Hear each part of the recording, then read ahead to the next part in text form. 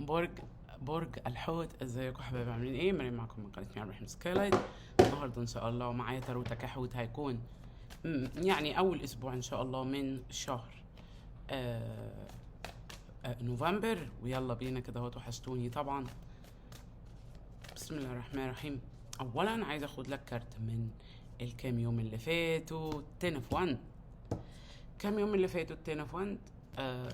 طاقة تقيلة شوية.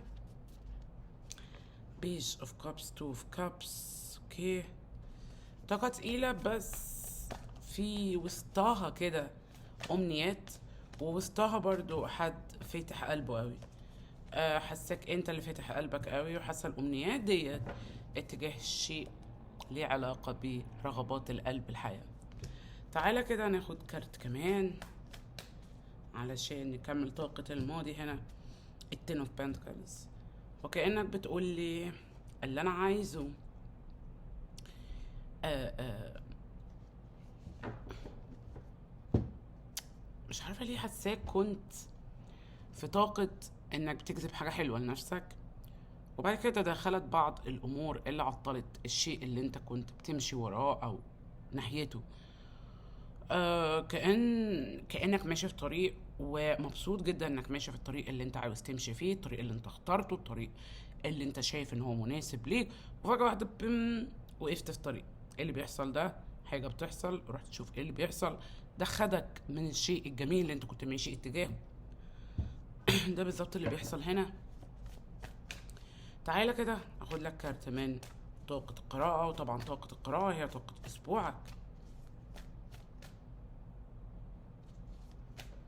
شوف كده طاقة اسبوعك ايه يا حوت. تريفون، في انتظار، في انتظار. بعد كده ديفل، بعد كده السيفن اوف بنتكلز. في طاقة انتظار، وكأنك زهقت شوية من طاقة الانتظار. وانا لو سألتك قلت لك هو انت زهقت من طاقة الانتظار، هتقول لي لا انا مش زهقان ولا حاجة، اديني مستني اهو. هتعمل حاجة زي كده يعني. في بقى حد في الناحية التانية صبور قوي. يعني لو انت في طاقة انتظار، هذا الشخص في طاقة انا شخص صبور، مستني بس صبور. اوكي، اذا الديفل هنا هو الانتظار. ماشي. تعالى بقى كده يا حوت، هاخد لك كارت من الملايكة. شوف كده ايه نصيحة الملايكة ليك في الاول، عايزين يقولوا لك ايه. خد بالك من الطريقة اللي انت بتصرف بيها فلوسك، خد بالك من الطريقة اللي انت بتشوف بيها الناس الغلابة وهكذا. وطبعا الكارت ده مهم جدا، لان اصلا الحوت شخص مسرف. فتاخد بالك قوي من ده. تعالى كده اخد لك كارتين من حد ليك، حط حد في بالك.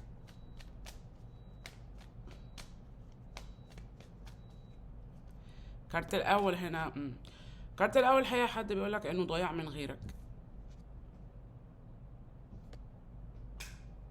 تعالى كده نشوف الكارت التاني. هو كارت فيه كلمتين بسيطة قوي، بس قايلين حاجات كتيرة قوي. جيلوسي، يبدو ان في حد غيور في حياتك دلوقتي. يبدو ان هو هذا الشخص اللي في طاقة صبر هنا. هو شخص صبور قوي، صبور زي الابراج الترابية، صبور. انت بتتعامل مع حمل ولا ايه؟ ولا بيمثل ان هو صبور لان هو ولا صبور ولا حاجة؟ ولا يمكن فعلا بتتعامل مع ابراج ترابية، الله اعلم. تعالى كده نشوف. هنا بيقولك انه غيور، وانه بالعافية بيقدر يتحكم ويتحمل غيرته دي. طيب يلا كده. المهم بقى وهو 5 كروت طاقة ليك، من خلالها بقدر أعرف الطاقات اللي حواليك. تاور، ده مفاجأة. التاور مفاجأة. طيب، حاسة بطاقته مفاجأة. الناين اوف بنتكلز، الامبر، القمر،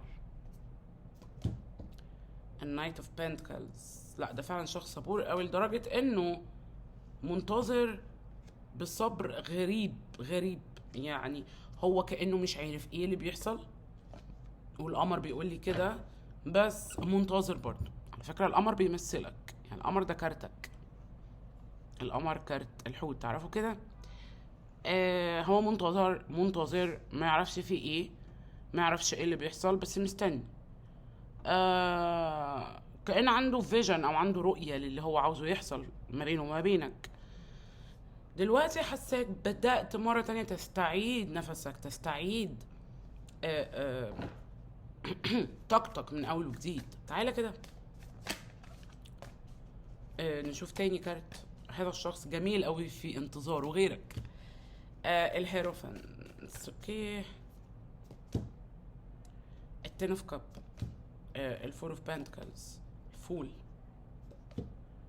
الكينج اوف سورد، الماجيشن.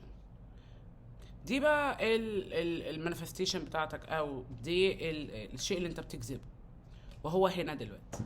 ممكن تقيا هو حواليك، لكن انت لسه ما وصلتلوش 100%. هتوصل له، ما تخافش. تعالى كده نشوف كارتك التالت، لان هذا الشخص جنب الماجيشن، فهنا انت في حاجه حلوه بتجذبها، وهي شخص بس ممكن تكون لسه مش واخد بالك. ممكن الشخص نفسه، يعني تكون انت كحوت مفيش حد في حياتك، الشخص ده بيبدأ يظهر في حياتك. هنا الكارت التالت هو في كلام بينك انت وحد، في حوار. 6 اوف بنتكلز كارتك التالت، بعديه السكس اوف سورد والستار، كينج اوف كاب، النايت اوف سورد والهيرميت. هنا في حد بدأ يتحرك، لان هنا الكينج اوف كاب جنب النايت اوف سورد. هذا الشخص في كارتك التالت بدأ يتحرك، وانت من جواك، يعني انت تقيا بدأت تتحرك. انتوا الاتنين بتتحركوا على نفس الهدف، عندكم نفس الهدف، عندكم نفس الرؤية للشيء اللي انتوا عاوزينه يحصل. الوقت بقى دلوقتي هو المشكلة، او مش مشكلة ولا حاجة، بس يتطلب منك ومن هذا الشخص الانتظار.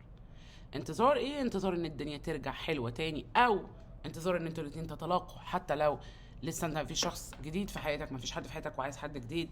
هنا طاقة الشخص دوت حواليك، ولو هو شخص قديم هو فعلا شخص صبور جدا جدا جدا. تعالى كده كارتك الرابع هنا، الجاستس. في اتزان اللي انت كنت بتحاول توصل له الفترة اللي فاتت. 4 اوف سورد نزل، اوف واند نزل لوحده، وبعديه ال 8 اوف واند، بعد كده ال 5 اوف بنتكلز، بعد كده ال 6 اوف كابس، واو، وبعد كده التري اوف بنتكل. الدنيا بدأت ترجع تاني حلوة، او الدنيا بدأت تمشي بالطريقة اللي انت عاوزها. لسه ما شفتش، بس هي بدأت تمشي بالطريقة اللي انت عاوزها. في حوارات، في كلام بينك انت وحد، في حاجات بدأت تتصلح طاقيا. والمشكلة هنا ان الطاقة، يعني طاقيا الدنيا بدأت تتصلح، بس انت مش شايفها. دي بقى المشكلة الوحيدة، الصبر هنا. لان انا قلت لك الشيء اللي مخيم على ضرورتك هو الصبر، الوقت. طيب بس اكيد انت بدأت تحس بدوت. تعالى كده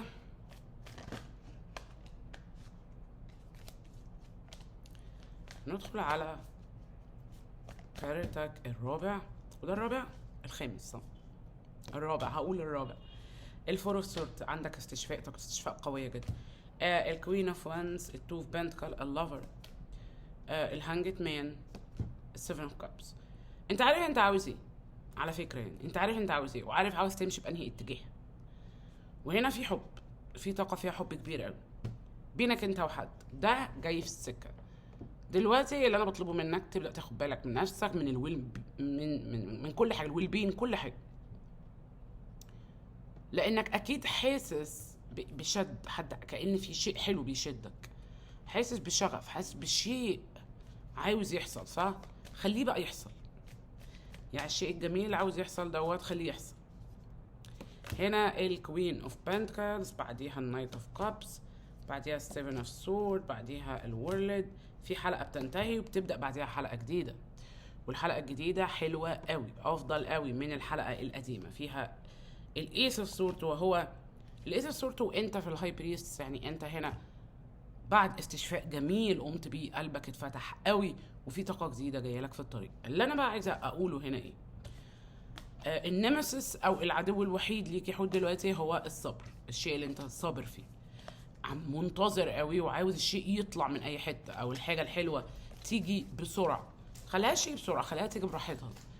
ولو انت سبتها تيجي براحتها وانشغلت بنفسك شويه، هتيجي بسرعه. شفت بقى ازاي؟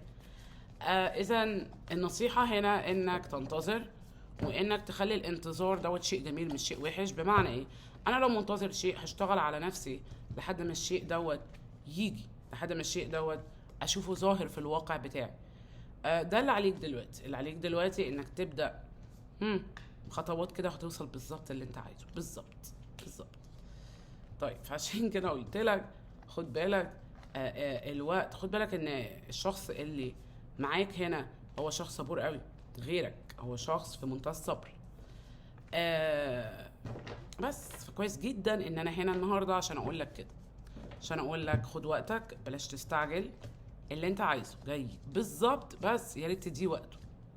يعني اللحظة اللي بتدي الشيء ده وقته فيها بتبص تلاقيه حصل. ليه بقى؟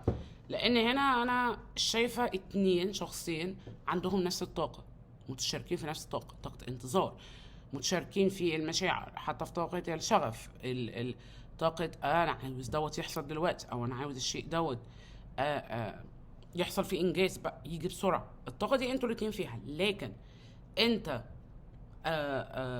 الانتظار عامل لك مشكلة شوية. هذا الشخص صبور، هو ده طبعه. فعشان كده حاساه هو منتظر من غير تعب. انت اللي ممكن تكون بس منتظر بتعب شوية. على فكرة انا فاهمة كويس قوي انت كام يوم اللي فاتوا او الاسبوعين اللي فاتوا او كده كنت بتمر بايه. انت كنت بتمر بطاقة مش كويسة، كنت بتمر ببعض الاشياء اللي فيها عقبات في طريقك، دوت اللي اخرك شوية عن الشيء اللي انت عايزه. طيب تعالى كده،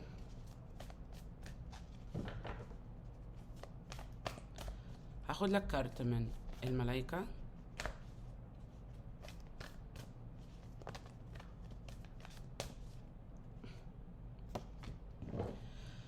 الناين اوف وينتر مش افضل كارت طبعا، والناين اوف وينتر كارت بيقول لك انه ربما بتسيب نفسك للمخاوف. ربما المخاوف ديت لما اللي هو ايه السيناريو اللي مش حلو للاحداث، احيانا بدل ما تبص للسيناريو الحلو للاحداث بتبص للسيناريو الوحش. فعشان كده الملايكه هنا بيقولوا لك بلاش تخلي القلق والخوف يزودوا المشكله ايا كانت ايه هي. طبعا ناين اوف وينتر انا بتهيألي ده كان حالك انت الاسبوعين اللي فاتوا، صح؟ وممكن نوعا ما لحد دلوقتي نوعا ما، بس بدأت تخرج شويه من الطاقه ديت. طيب يلا كده هاخد لك كام كارت من حد ليك. حط بالك كده على حد يحوط هاخد لك منه كام كارت.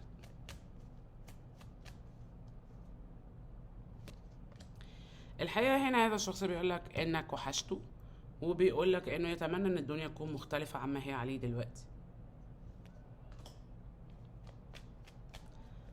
تعالى كده ناخد كارت كمان. بما ان القراءة مش طويلة اوي اخد لك 3 كروت. هنا بيقول لك ايه؟ بيقول لك انه بيحاول يركز على المادة، بيحاول يركز على شغله، على حاله المادي او العملي او كده. تعالى بقى اخد لك كارت كمان برضو ركز على حد.